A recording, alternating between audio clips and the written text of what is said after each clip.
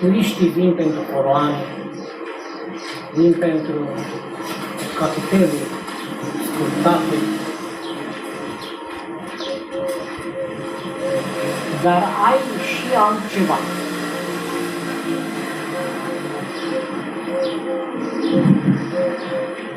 Peste acest site acolo ai un strat de pământ, iar peste stratul de pământ este Atena.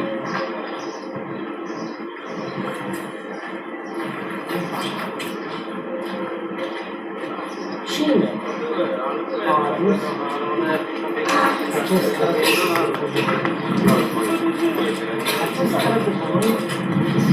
Stratul de pământ se găsesc și în Ismarna, Libia, și în Tipasa, din Algeria, și în Gerah, Iordania, și în Benșem, din Israel,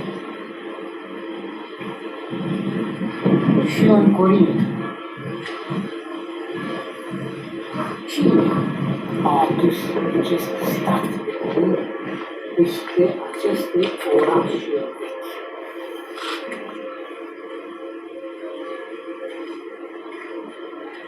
Cunoaștem din Biblie că a existat potopul. Potopul a adus acest pământ și a acoperit acele orașe dinainte de potop. În primele 7 minute a plouat 1000 de litri pe metru pătrat. Oamenii au avut abia timp să intre în case și în case a rămas. În case au rămas. Acolo i-a prins potopul. S-a escavat până la final.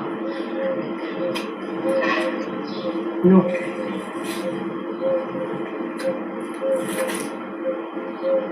Înainte de potop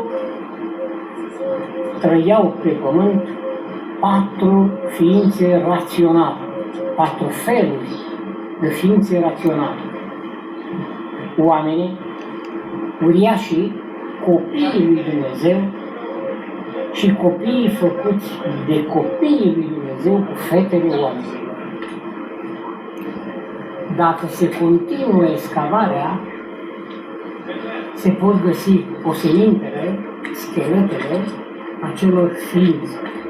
Se pot analiza genele ADN.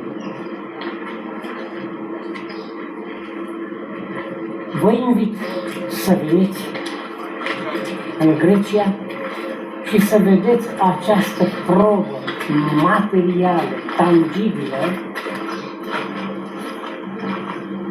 a potopului.